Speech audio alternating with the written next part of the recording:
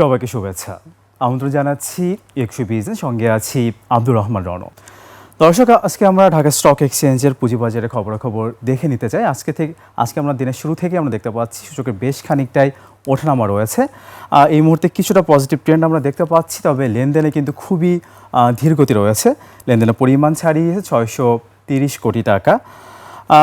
বিনিয়োগকারীরা বলছেন আবারও মার্জিন আতঙ্ক দেখা যাচ্ছে ঢাকা শেয়ার বাজারে। প্রস্তাবিত মার্জিন রুলের খসড়ার কারণেই অনেকে মনে করছেন যে গত কার্যদিবস, তার আগের কার্যদিবস থেকে বেশ খানিকটাই নেগেটিভ ট্রেন্ড, এবং আজকেও কিন্তু দিনের শুরু থেকেই সূচকের একটা নেগেটিভ ট্রেন্ড ছিল। তো অনেকে মনে করছেন যে আসলে এই মার্জিন রুলে আসলে কিছু পজিটিভ ব্যাপার রয়েছে, কিছু নেগেটিভ ব্যাপারও রয়েছে, সমালোচনা দেখা যাচ্ছে। আমাদেরকে বুঝতে হবে যে এটি আসলে একটা প্রস্তাবিত খসড়া আকারে দেওয়া হয়েছে। সবার অনুমতি নিয়ে, সবার পরামর্শ নিয়ে লাস্ট পর্যন্ত আসলে এই মার্জিনটা কার্যকর করা হবে। আমি যদি একটু জানিয়ে দিই নতুন খসড়াতে কি কি থাকছে। আগের বছর আর্থিক প্রতিবেদন প্রকাশ না করলে উক্ত কোম্পানি মার্জিনেবল হবে না। খুবই ভালো একটি সিদ্ধান্ত, ভালো একটি প্রস্তাবনা।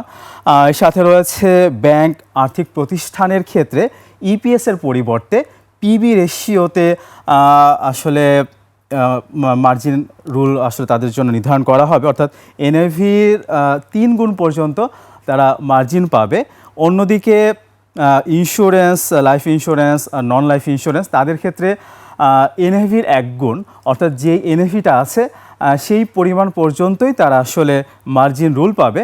তো এক্ষেত্রে আসলে অনেকেই বলছেন যে কয়েকটি সেক্টরকে সুবিধা দেওয়া হচ্ছে, 3 গুণ পর্যন্ত বেশি সুবিধা দেওয়া হচ্ছে, কিছু সেক্টরকে আসলে কম সুবিধা দেওয়া হচ্ছে। এটি আসলে মার্কেটের জন্য অবশ্যই ভালো না, এটা বৈষম্যমূলক একটা ব্যবস্থা।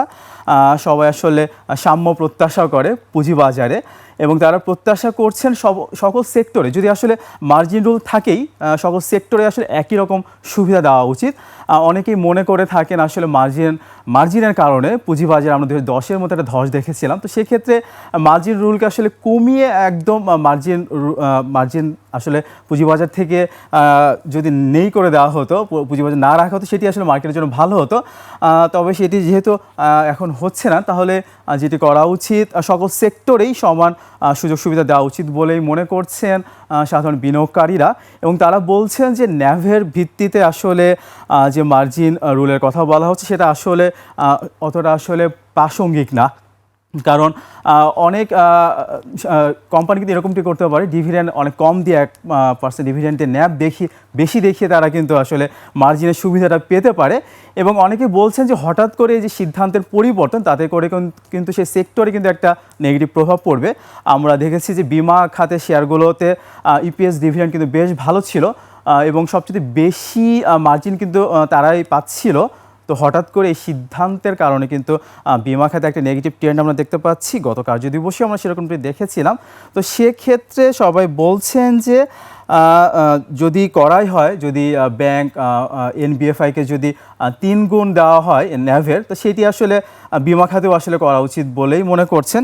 এছাড়া জানিয়ে রাখছি, প্রস্তাবিত খসড়ায় বলা হচ্ছে যে এন ক্যাটাগরি, জেড ক্যাটাগরি, সেই সাথে এসএমই খাত, এটিবি খাতে এবং ওটিসিতে যে কোম্পানিগুলো লেনদেন হবে সেগুলো মার্জিন সুবিধা থেকে বাইরে থাকবে। তবে এক্ষেত্রে এসএমই খাতের বিনিয়োগকারীরা বলছেন তারা মার্জিন সুবিধা পাবেন না, ঠিক আছে, কিন্তু তারা বলছেন যে এসএমই খাতে আইপিওর ক্ষেত্রে আমরা যেটা দেখে থাকি 10 লাখ টাকায় কিন্তু আইপিও করা যায়। কিন্তু সেই আইপিওধারী যদি সেই শেয়ারটা যদি সেকেন্ডারি মার্কেটে বিক্রি করে, অর্থাৎ এসএমই মার্কেট বিক্রি করে, সে 10 লাখ টাকার বিনিয়োগকারী কিন্তু পুনরায় সেই শেয়ারটি আর কিনতে পারে না, কারণ এসএমই মার্কেটের সেকেন্ডারি যেই লেনদেন সেক্ষেত্রে কিন্তু 30 লাখ টাকার একটা ব্যাপার আছে। 30 লাখ টাকা থাকলেই আসলে বিনিয়োগকারীরা এসএমই মার্কেট বিনিয়োগ করতে পারবেন। এটিও একটা বৈষম্য হিসেবে দেখছেন, এবং এই আইনটি আসলে গত কমিশন করে দিয়ে গেছেন। তো সেক্ষেত্রে এটি আসলে নতুন করে এটি নিয়ে ভাবা যায় কিনা, এখানে একটু সংস্কার করা যায় কিনা, সে কথাই বলছেন সাধারণ বিনিয়োগকারীরা। এছাড়া প্রস্তাবিত খসড়ায় বলা হচ্ছে মার্জিন গ্রাহকের কমপক্ষে 3 লাখ টাকার বিনিয়োগ থাকবে। এটা অবশ্যই একটা ভালো প্রস্তাবনা। এছাড়া বলা হচ্ছে পি রেশিও 30-এর অধিক হলে মার্জিন পাবে না। এক্ষেত্রে গত কমিশনের আগের আমলে কিন্তু আমরা দেখতাম 40-এ কিন্তু তারা মার্জিন পেত। তো সেক্ষেত্রে গত কমিশন কিন্তু এটা 30-এ করে দিয়ে গেছে। তো আসলে সাধারণ বিনিয়োগকারী থেকে শুরু করে বাজার সংশ্লিষ্টরা বলছেন এটিকে 40 করা উচিত। তাহলে আমরা যেটা বলছি যে বাজার বড় করতে হবে, তো সেক্ষেত্রে 30-এ যদি থাকে তাহলে অনেক কোম্পানি কিন্তু মার্জিনের বাইরে থাকবে। তো সেক্ষেত্রে কিন্তু বাজার বড় করার যে কথা বলা হচ্ছে সেটি কিন্তু আসলে কার্যকরী হবে না। এছাড়া বলা হচ্ছে সর্বশেষ অডিটেড রিপোর্ট অনুযায়ী আসলে পি রেশিও নির্ধারণ করা হবে, এটাও ভালো সিদ্ধান্ত। তবে অনেকেই বলছেন যে ট্রেইলিং পদ্ধতিতে পি রেশিওটা ঠিক করা যায় কিনা। এখন এরকম যদি হয় কোনো কোম্পানি বছর শেষে দেখা গেল যে একটা ভালো ডিভিডেন্ড দিল, একটা ভালো ইপিএস আসলো, কিন্তু পরবর্তী Q1, Q2, Q3-তে দেখা গেল খারাপ একটা ইপিএস আসলো, নেগেটিভ একটা ইপিএস আসলো, তো সেক্ষেত্রে যদি সে অ্যানুয়াল রিপোর্টের উপর বেস করেই যদি তাদেরকে মার্জিন রুলের সুবিধা দেওয়া হয়, সেটি আসলে যৌক্তিক হবে না বলেই মনে করছেন বাজার সংশ্লিষ্টরা। তারা বলছেন যদি আমি Q1-এর হিসাবেই করি তাহলে Q1 বাদ দিয়ে Q2, Q3, Q4 যোগ করে আসলে পি রেশিও নির্ধারণ করা উচিত এবং এটিই যৌক্তিক বলছেন বাজার সংশ্লিষ্টরা। এছাড়া নতুন খসড়াতে যেটি বলা হচ্ছে কোনো মার্জিন প্রদানকারী প্রতিষ্ঠান তার প্রকৃত মূলধনের 5 গুণের বেশি আসলে লোন দিতে পারবে না, এটিও আসলে ভালো সিদ্ধান্ত। এছাড়া অনেকে বলছেন যে আমাদের মার্কেট তো আসলে রিটেল বেসড মার্কেট, এখানে আমরা দেখি যে 89 থেকে 90% কিন্তু লেনদেন হয় রিটেলদের মাধ্যমে। এখানে ফরেন লেনদেন আমরা দেখি 1%ও হয় না। ডিলার অ্যাকাউন্টে অথবা প্রাতিষ্ঠানিক বিনিয়োগকারীরা দেখা যায় যে 5-6% এখানে লেনদেন করে থাকে। তো রিটেল যারা, তাদের আসলে মতামত নেওয়া উচিত বাজারে যদি কোনো সিদ্ধান্ত নেওয়া হয়। তো সেক্ষেত্রে শুধু বিএমবিএ না, অন্য যারা রিটেল পর্যায়ে আছে, একটু বড় বিনিয়োগকারী ব্যক্তি শ্রেণীর বড় বিনিয়োগকারী যারা আছে, তাদের সাথে আসলে কথা বলা উচিত বলেই মনে করছেন বাজার সংশ্লিষ্টরা।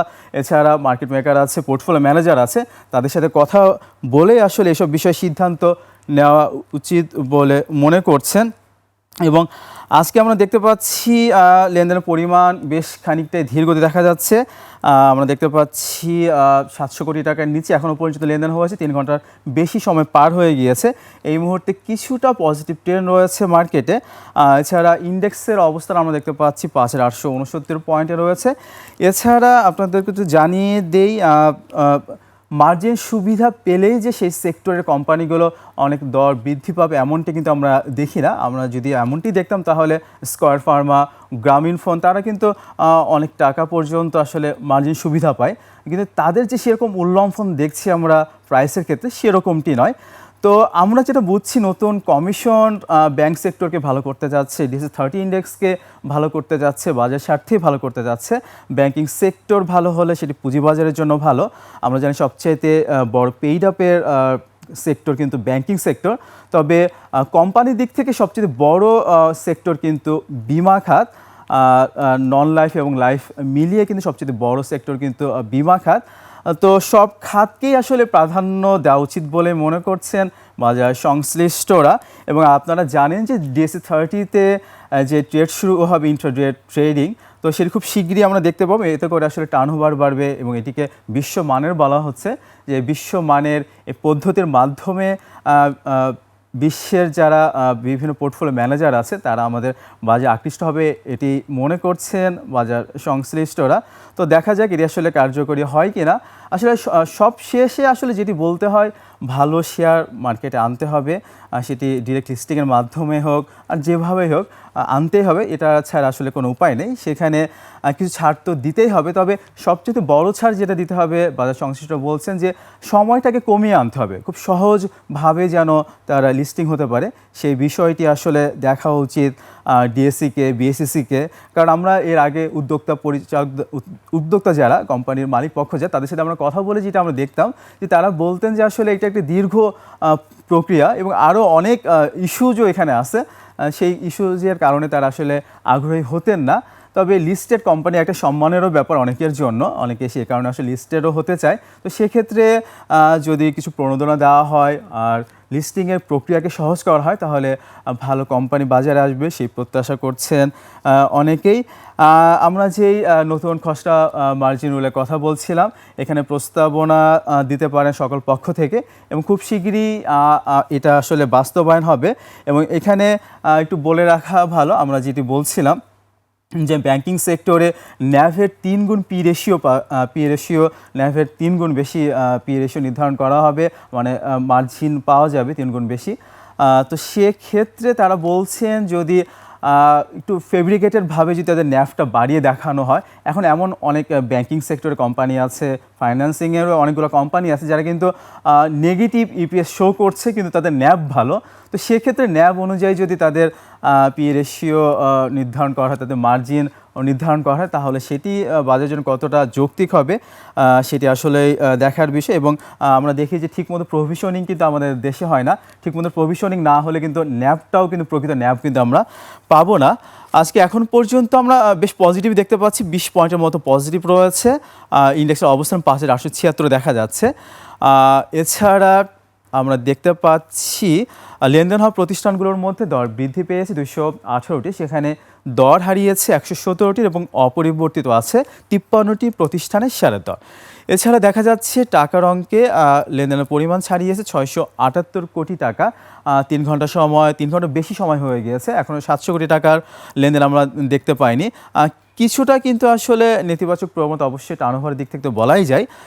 টাকার অঙ্কে লেনদেন শীর্ষে আজকেও আমরা দেখতে পাচ্ছি মালিক স্পিনিংকে দেখা যাচ্ছে, প্রায় 40 কোটি টাকার মতো লেনদেন হয়েছে এবং কোম্পানিটি কিন্তু দর বৃদ্ধি পেয়ে লেনদেন হচ্ছে প্রায় 2.5% মতো দর বৃদ্ধি পেয়েছে, লেনদেন হচ্ছে 45 টাকা 80 পয়সা। আজকে দিনের একটা পর্যায়ে আমরা কিন্তু দেখেছিলাম 5%-এর মতো দর বৃদ্ধি পেয়েছিল মালিক স্পিনিংয়ের। দ্বিতীয় অবস্থানে টেকনো ড্রাগকে দেখা যাচ্ছে। আমরা জানি যে এই কোম্পানিটিরও 2 দিন ধরে দর বৃদ্ধি পাচ্ছে, আজকেও কিন্তু 4.5%-এর মতো দর বৃদ্ধি পেয়েছে এবং টেকনো ড্রাগের কিন্তু প্লেসমেন্ট শেয়ার ফ্রি হচ্ছে। তো এই জিনিসটা আসলে সাধারণ বিনিয়োগকারীদের মাথায় রাখা উচিত, এখানে কোনো ধরনের কোনো ম্যানিপুলেশন হচ্ছে কিনা সেটিও আসলে বিএসসি একটু দেখভাল করতেই পারে। তৃতীয় অবস্থানে ফেক ডিলকে দেখা যাচ্ছে, এই শেয়ারটি কিন্তু 13 টাকা থেকে টানা বাড়তে বাড়তে আমরা দেখতে পাচ্ছি প্রায় দ্বিগুণ হয়ে গিয়েছে, 26 টাকায় লেনদেন হচ্ছে, আজকেও 2% মতো দর বৃদ্ধি পেয়েছে, লেনদেন হয়েছে প্রায় 19 কোটি টাকার মতো। চতুর্থ অবস্থানে এসিএফ ফর্মুলেশনকে দেখা যাচ্ছে, লো পেইড আপের একটি কোম্পানি, প্রায় 4.25% মতো দর বৃদ্ধি পেয়েছে। দর আমরা দেখতে পাচ্ছি লেনদেনের পরিমাণ ছাড়িয়েছে প্রায় 18 কোটি টাকা, লেনদেন হচ্ছে 186 টাকা 70 পয়সা। অনেক দিন ধরে শেয়ারটি কিন্তু 150 টাকার আশেপাশে ঘোরাঘুরি করছিল, রিসেন্ট টাইমে কিন্তু আমরা দেখতে পাচ্ছি শেয়ারটি একটা ভালো উল্লম্ফন দেখা যাচ্ছে। পঞ্চম অবস্থানেও কিন্তু আমরা একটা ভালো কোম্পানিকে দেখতে পাচ্ছি, বিএসসিকে দেখতে পাচ্ছি, বাংলাদেশ শিপিং কর্পোরেশনকেও আমরা দেখতে পাচ্ছি। সাম্প্রতিক সময় কিন্তু 104-5 টাকা থেকে 123 টাকায় উঠেছে শেয়ারটি এবং এটি আজকে কিছুটা দর হারিয়েছে, 1%-এরও কম দর হারিয়েছে। আমরা দেখতে পাচ্ছি লেনদেনের পরিমাণ ছাড়িয়েছে 17 কোটি টাকার মতো। শতাংশের দিক থেকে সবচেয়ে বেশি দর বৃদ্ধি পেয়েছে যে প্রতিষ্ঠানগুলো, তার মধ্যে প্রথমেই রয়েছে এমবিএল ফার্স্ট মিউচুয়াল ফান্ড, দ্বিতীয় অবস্থানে সোনারগাঁও টেক্সটাইলকে দেখা যাচ্ছে, তৃতীয় অবস্থানে NCC bank limited first mutual ফান্ডকে দেখা যাচ্ছে। এর পরবর্তী অবস্থানগুলোতে রয়েছে green delta mutual fund, ML ডাইংকে দেখা যাচ্ছে এবং এমএল ডাইংয়ের যে গ্রুপটা আছে, আমরা যেন ফার কেমিক্যাল আছে, আরও আছে শার্প ইন্ডাস্ট্রিজ, এই কোম্পানিগুলো কিন্তু দর বৃদ্ধি পাচ্ছে, একই গ্রুপের শেয়ারগুলো। তো এমএল ডাইংয়ের দর বৃদ্ধি পেতে দেখছি আমরা, 10 টাকা লেনদেন হতে দেখেছি কিছুদিন আগেও, 1-1.5 মাস আগে লেনদেন হচ্ছিল, আজকে কিন্তু 15 টাকাতে লেনদেন হচ্ছে। এছাড়া শতাংশের দিক থেকে সবচেয়ে বেশি দর হারিয়েছে যে প্রতিষ্ঠানগুলো, তার মধ্যে প্রথমে রয়েছে মার্কেন্টাইল ইন্স্যুরেন্স, এর পরবর্তী অবস্থানগুলোতে প্রভাতী ইন্স্যুরেন্স, কর্ণফুলী ইন্স্যুরেন্স, তোংহাই নিটিং এবং ইউনাইটেড ইন্স্যুরেন্স। আমরা দেখতে পাচ্ছি আর টপ লুজারের তালিকায় কিন্তু বিমা খাতের আধিক্য বেশি রয়েছে।